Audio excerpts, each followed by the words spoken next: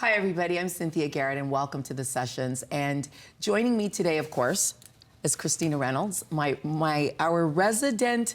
Wow, I mean, you're our resident singer-songwriter, but you're so much more than that. You guys know, you've been watching the sessions. Christina has become a really great part of the show, and I'm just always blessed by everything that she has to say.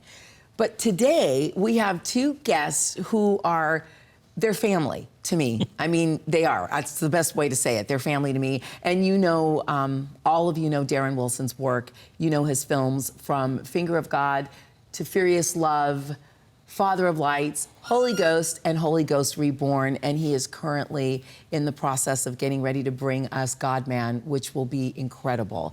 But joining us today in a really special way on the couch for a conversation about parenting and navigating youth and all of the things that we kind of need to know to make this journey with our teenagers effectively. So whether you're under 18 or over 18 and a parent, you need to watch the next couple of episodes because I promise you that we're gonna have some great conversation.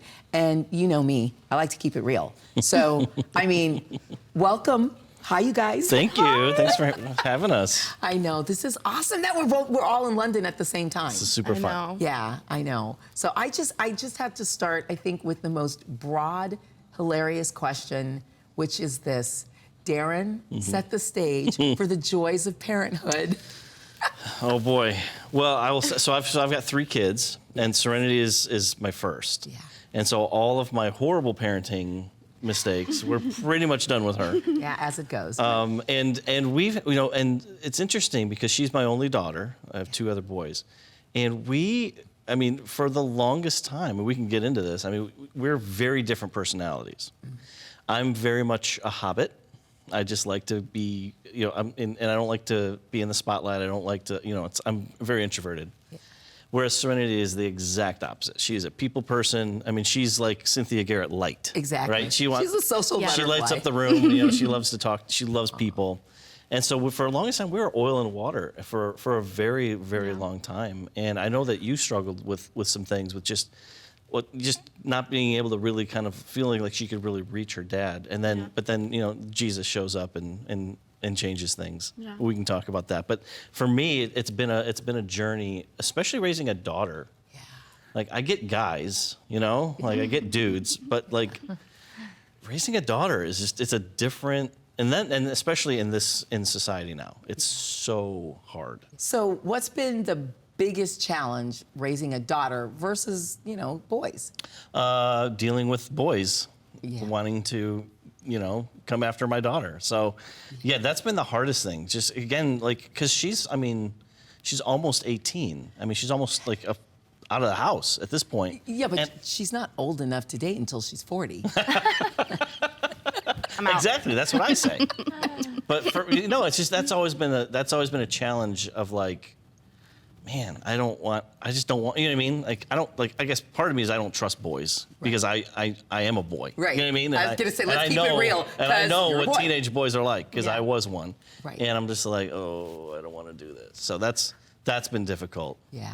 For sure, for me. I mean, you're left really and truly, you're so tested. And I know that parents watching this, especially guys with daughters, I have a lot of brothers, and as justice would have it, my brothers all have daughters, which is very interesting that God saw fit to give the only 2 girls, myself and my sister, the boys. But I think, you hear all the jokes about, oh my gosh, she's so beautiful, what are you gonna do? I'm gonna buy a gun, Yeah. But I think, honestly, you're really tested in your faith in God with a daughter. Oh, for sure.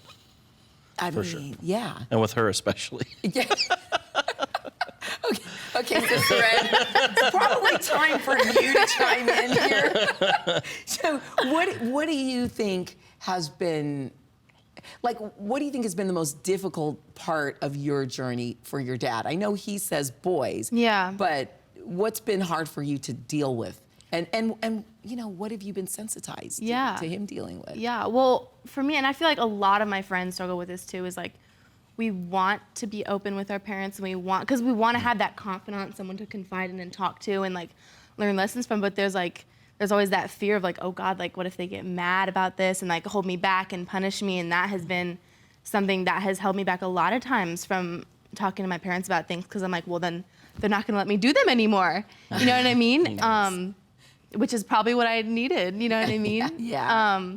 But yeah, so for sure, just wanting to confide in him, and like, I don't want him to be disappointed in me. Right. You know what I mean? And like, I feel like for a lot of kids too, like disappointment is so much worse than anger. Hands down, I could not agree with you more. Yeah. My grandfather was probably he was one of the two most important men in my young life, and especially informing me. And my grandpa would only ever have to look at me, and he would go, "Well, Slim, I'm disappointed," and I would start bawling. Yeah, it's the worst. I did not want to Yeah. disappoint him at all. So that was horrible. Yeah. You know, I mean, do you feel like you have had times where you've disappointed your parents? Yeah, for sure. And most of the time that I've just disappointed them is when I've kept something from them. And if I would have just gone to them in the first place and been open and honest and trusted them, there wouldn't have been that same level of just like, like that feeling. Yeah. You know what I mean? Yeah. Darren, how do you mask or reveal your disappointment when Seren comes to you with something? Well, I mean, I try not to. I try not to bring that into, you know, because she's had some rough patches. Yeah. And I think, you know, whenever she's sat down and kind of just had her confessional, I mean, I've tried to be, hopefully I have been, I've tried to be like who the father has been to me. You know what I mean? Which is like, he doesn't come with punishment. He doesn't come with like anger. He comes with grace. And for me, it's just like, I may say like, well, that really stinks. That makes me sad. Usually it's just I'm sad for her. Yeah. Right. That she had to go through all this stuff alone. Right. And so I'm like, so then it just becomes, okay, well, what can we do? How can I help you? Yeah. How can I help you to avoid some of these situations again? And usually it starts with, let's just be open with me. Just be honest with me, Yeah, you know? for sure. You've been great about that. I don't even know. I know, he's been awesome. He has, because I don't even know if you know, there are times where you've called or you've reached out and said, you know, Seren could really use you right now. Like, you know, she loves you. She looks up to you. What are you guys doing? You know, Yeah. could you come hang out? And I always thought, you know, what a beautiful thing. Well, for me, first of all, as a friend, to feel like, God, you know, my brother trusts me Yeah. with his daughter who he adores, you know? And so that always really made me feel like really special. But it also made me really look at your love for your daughter and the way that your openness to going, she doesn't need the pink pillow right now. She needs maybe a gray pillow. Yeah. Right. He just wants to, like, and as a parent, it's true, the best thing you can do is just try to get your child what they need. Yeah. The support that they need, whatever that looks like. And I don't know what that looks like Yeah, 'cause- sometimes. I've called you about Christian before. Yeah, because sometimes you're so in the woods that you just need to like kind of send her out of the woods for somebody else to get a kind of to bring a fresh perspective, to like just kind of see like, just so you know, it's not that bad. This is actually kind of normal. Yeah. You know what I mean? Like Right. sometimes you just need that, because just when you're in the middle of it, sometimes you just get kind of Oh, totally. overwhelmed. I'm thinking about the fact that I've called you before about Christian. Hey, can you talk to him about this? Or I reach out to you guys, you know, my brothers in Christ a lot about my son. Well, also because I probably know all of you guys through Christian. I mean, I think Christian's the genesis of everything in my life, Jesus, which is really insane, which actually is an affirmation of how much the kids can actually lead, you know, impact our journey and our growth if we're open enough and humble enough as parents to like admit that we're growing also. Yeah. You know, like, do you feel that you've made mistakes, Darren, in your parenting? Oh gosh, yes. Yeah, I mean, and honestly, it wasn't like I had to read. It wasn't like I read a book and the light came out. Like I actually had to have a full-on encounter with Jesus to flip my parenting with her. And I don't know if you wanted to hear the story real quick. Yeah, It's really cool. I totally do. And then Christina, you better be thinking about your response, because I see your wheels turning over there too. She has 2 young kids, and last night we ended up in a whole conversation about sons. You know, as a mom. Yeah. And how you tell your story first. You know my journey with that. Yes, I do. Yes, I do. No, so for me, I always struggled with Serenity because she was so different from me. And she's my first. So like, there's just always been like, I just don't want to let her go. I don't want her to grow up. I don't want her, you know what I mean? And that's even where the boys thing, like, I don't want her to just have to experience all these horrible things. And so I just kind of held on so tightly to her, but at the same time, I didn't know how to relate to her. Right. Because she's a girl and she's way different than me. Yeah. And so it's a long, complicated story, but like the short version is I had to basically had an encounter with Jesus where like a literal encounter where I saw, it was a vision very, very, very clear. I've only had like 2 of these in my entire life. And he made me walk upstairs to her room. And I remember him opening the door, and he walked into it, and Serenity was like, in the vision, Serenity was just laying on her bed, just chilling. And Jesus said, it's time for you to give her to me. Wow. And I mean, I'm bawling. The vision's happening. I'm just crying my eyes out because I'm like, I don't want to. Yeah. And I'm like, it gets me emotional. And he said, I remember the last thing he said before he closed the door, he says, I promise I will take very good care of her. Yeah. And he closed the door. And it broke something in me. It broke that thing that was like holding on so tightly that like as a parent, like my child can't, I have to be there. I have to like be the one who protects her. And I just realized like Jesus will actually do it. Yeah. And like she can give you very concrete examples. Yeah. Since then, one, it changed everything for us. Like you could tell the next 100%. day, like what the heck is wrong with Dad? Because it was different, and like I was able to connect with her in a new way. Because it wasn't like there wasn't the pressure anymore. It was just like it's my daughter. I love her. I can just Yeah. But what Jesus has done, like she has found herself in some wild, funky, bad situations, and Jesus always. And we laugh because he has her on a short leash. Yeah. So right when she's trying to do something like she probably shouldn't be doing, right, she gets caught every single time. Something happens. It's like it's very right. I mean, Seren, I gotta just tell you, because I was that daughter also, his daughter, right? It's like, just when I thought like, oh yeah, it's good. Don't like the leash would yank me back, and I'm like, well. I want to be bad now. It's like, honestly, there's this incredible thing about being marked of the Lord. Yeah. And I do think, listen, if you're a parent, I think this has a lot to do with your prayers of protection over your children and your understanding that when there's a calling on their life, there's a calling on their life. Right. And, it's the scripture that says, if you make your bed in hell, I will be there. Mm-hmm. And it's so true. There were some situations I remember literally like I would almost like I feel like I was like turning over and going, oh, you're here. Okay, it's time to leave. This is not the party we got to be at right now. Yeah. And it's a blessing. Yeah. But that, Christina, just after hearing, what Darren experienced, Yeah. you have young kids, and I know sometimes Christina and I talk about like, how do you let them go? How do you turn them over to the Lord? I struggled big time with this one, and God really had to talk to me a number of times. Mm-hmm. Like, he is not yours. Right. I got him. Right. You know? How are you, where are you in the journey with that? Well, my kids are still a little younger, so I can't even imagine. I mean, I have a daughter as well. Her name's Nikki, and she's only 3, but I can't imagine her being 17. And I feel that wrestle with you, Darren. Yeah. And you just hearing your encounter with the Lord, I wanted to start crying. Because it's another test of my faith and going, wow, my kids are your kids. Yeah. You've entrusted them to me. So I don't know, it's encouraging, but it also tears my heart a little bit. So where I'm at, I don't know. I'm not there yet. Yeah. I'm still like, you got to do what I say right now. Yeah.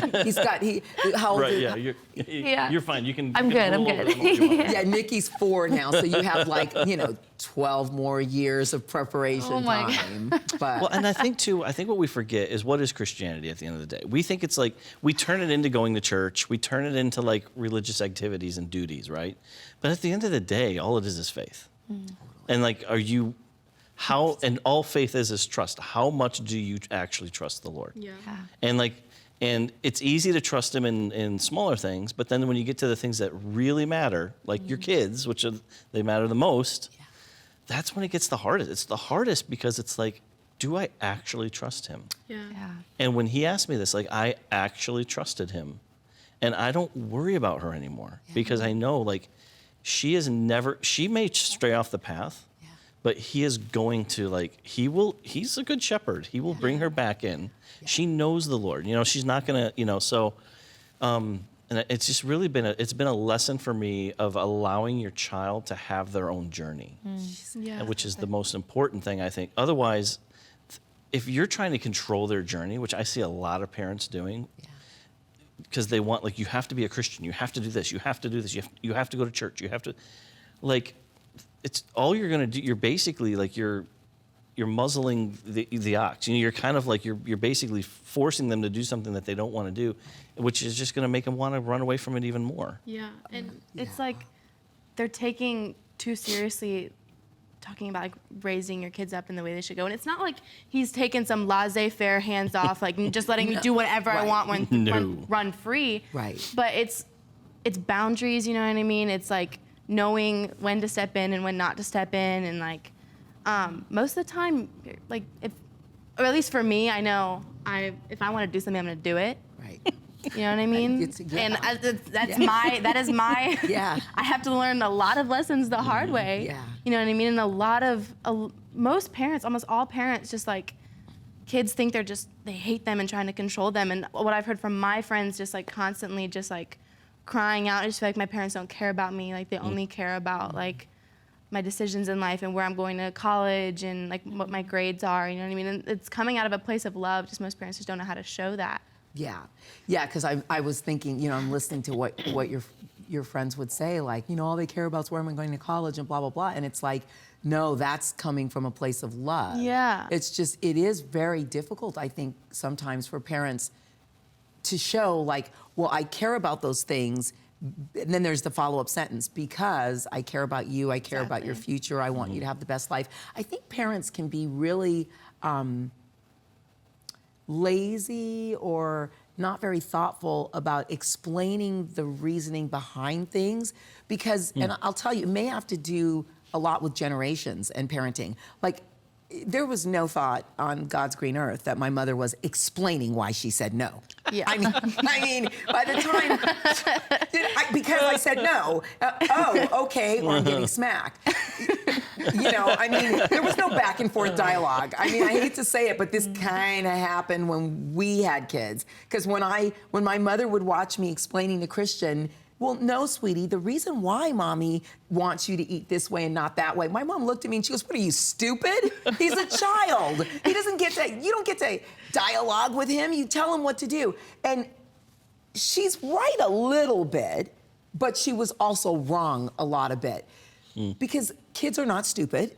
They know what's going on when it's going on. And us, I mean, God sort of dignifies us by treating us as people.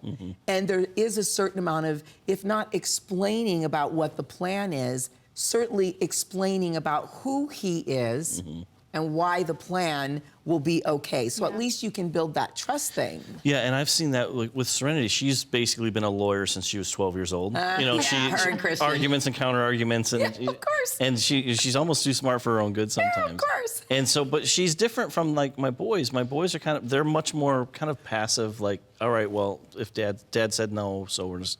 Whereas Serenity is like, I don't agree with this at all, and I'm going to give you X, Y, and Z of why what you're saying is wrong. I've written essays before about certain things. Yeah, like it's. And I'm like, and you know, and so I've kind of, and at the beginning it was threatening as a parent. Yeah.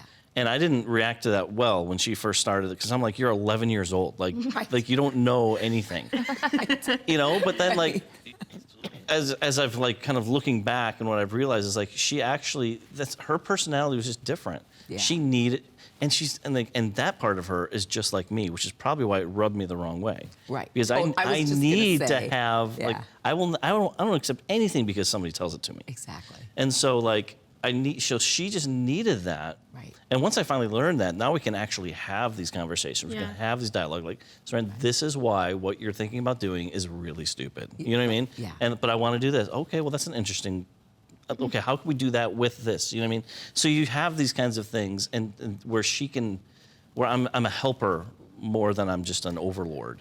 Which is, it's hard for a parent to, you almost feel like you're being relegated to a role, like you're being demoted from being parent and now you have to be friends. But in a certain sense, it's interesting. It's like you pray, God, give me a smart child, but please make them dumb. You know, like, so they don't question me too much, because Christian is brilliant. Yeah, you guys, you've always had you've had the same thing. For Yeah, sure. Yeah. and now at 26, like the beauty is, and the beauty of what God has formed with you guys is, look, the closeness is there. Christina and I were talking about this last night. Like, she's like, I always want to be close to Josh and Nikki, and that does come when you really do care about your parenting, Yeah. and you're really trying, and you're trying to build relationship while still having the boundaries of being a parent. So at 26, I still have my son, but I've had to learn, and I learned it late. You know, he would definitely be the one to tell you, like, my mom wouldn't let me fly in a plane alone until I was 21. I was going to control those plane crashes as long as I could. You know? If you're going down, I'm going down with you. Yeah, exactly. It was psycho. A lot of that had to do with being a single mom. Yeah. A lot of it had to do with, you know, my testimony. Christian saved my life in a Right. prison cell. You know, I met Jesus with this child in me, and like there was so much caught up in it that God had to really, he was so merciful when I think about it, because I think most kids, he would have just wrestled them out of the mom's hand and been Right. like, okay, look, dude, sit down. But he kind of had such grace for me in the journey. And Christian and I, we talk so openly about all of this stuff, but there was this point where I'm like, he's graduating college. And he, you know, he played basketball overseas, here in Europe a couple of years, in Italy. And I didn't sleep for 2 years. And, I mean, because for fear that if the phone rang, I would be asleep and miss his call. You know, with the time difference in Europe and America. I mean, this is bad. When I say I didn't sleep for 2 years, I did not sleep for 2 years.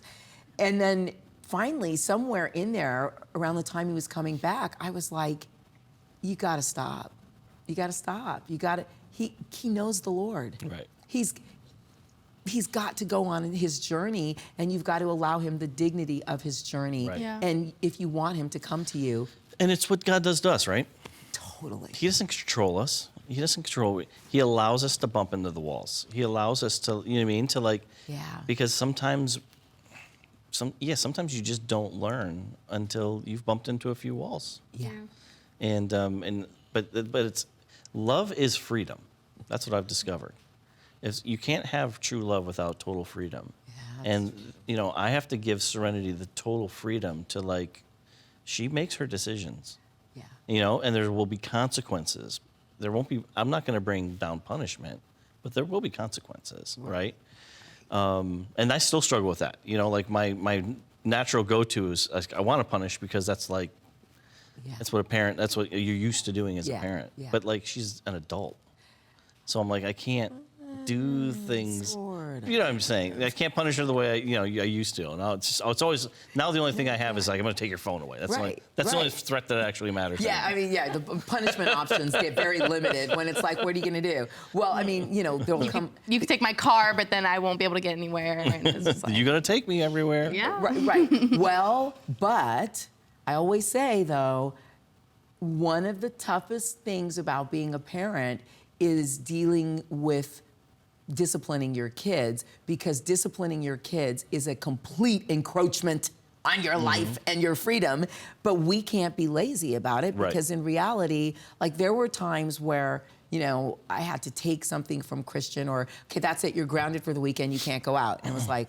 well, there goes your weekend. Yeah. You know, and I really sometimes didn't follow through, and I went anyway, and so then he was just free to do what he wanted to do. But I pretty quickly realized, like, no, you have to follow through on it. And I think they know also, like, well, you know, dad doesn't really want to give up the whole weekend. Like, so, Yeah. I mean, how much do you work that? Oh, Oh, she's a professional worker. that's not an issue. No. You know, I mean, you see that we have conflict. Yeah. Oh my gosh. Yeah. You know, so like, do you know that you're taking advantage of your dad in conflict when you are And then how many times do you just do it anyway? Or how many times do you get convicted and go, no, I'm not gonna do that? I don't think I've ever really been convicted and been like, no, I'm not gonna do that. But that's me personally. That's not her problem. That's not my problem. No, I mean like Saran, honesty, I love okay? that you're being so honest. It's true, because like for all of you watching, strong-willed kids are, and you're strong-willed. Yeah. You're strong-willed. Yeah. You're smart. You're everything. I got to tell you, you're everything that it really takes to survive in the world today. But you are every challenge to a parent, and I know because I have one just like you. Yeah. And I think the growth process it's mutual. Yeah. Well, here's a perfect example. This is one of our more famous ones. So, as punishment once, so one of the things that we did is on our phones, you can do this thing where you can basically control how much they're on their phones, right? Like the screen time or whatever it is. Oh. Christina and I are like, what's the name of that But device? to do it on the iPhones, but to do it, you have to have like a 4-digit passcode. So she happened to see me punching in the passcode once. So she knew what my passcode, but she didn't tell me she knew. And so I'm thinking the whole time she's not using her phone after 11 o'clock at night. Come to find out, I'm like, I'm going to bed and I hear her talking up in her. I'm like, who's she talking to? Her phone doesn't work. And I go up there and she's just talking, just doing it. And I'm like, how are you on your phone? She's like, well, I know what the password was. And it's like, no, and I'm like, Serenity, you know why I was turning this off. And she's like, I know, I just didn't agree with it. So okay, so it's like one of our most famous. It makes me sound awful. Moment where I'm like, Serenity, like she's like, and that's always been with her. Again, and it's very much like me. Like, yeah. I don't agree with the ruling. I think the ruling is stupid. Therefore, I'm going to ignore the ruling. Yeah. Right. You know what I mean? And it's Yes. like, okay, and so that's been a real challenge for us of like, how can I teach you to also respect me as a parent? Right. You know what I mean? And I think I'd be interested to hear what your thought of like the struggle to like even respect respect your parents' decisions, even when you don't agree with them. Yeah. Oh, you know something? Yeah. Let's end this week right there. We're going to come back next week with more of Darren Wilson and Serenity Wilson and a really open, honest conversation about parenting and being a teenager and navigating all of this in the kingdom of God and sometimes out of the kingdom of God if we're really real about it, right? So I'm Cynthia Garrett. Christina, take us out. We'll see you next week.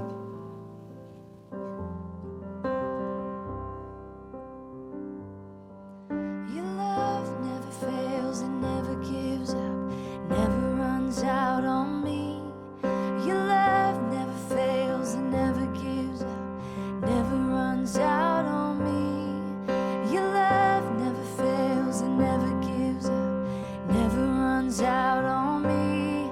Your love, your love, your love is enough.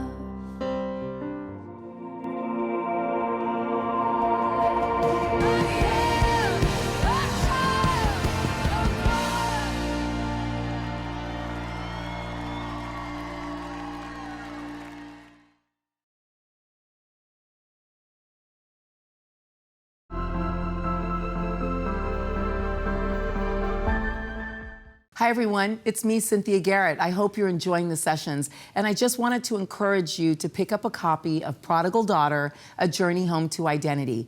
It's my testimony. And you know, I always say that we overcome by the blood of the Lamb and the word of our testimony. Our testimonies are our story of what God has done in our life. So I hope that you'll share this journey with me through my book and through the many lessons that God taught me through sexual abuse, rape, cancer, being a single mom, and dealing with all kinds of issues just like every one of you has dealt with. Prodigal Daughter. I hope you'll pick up your copy today.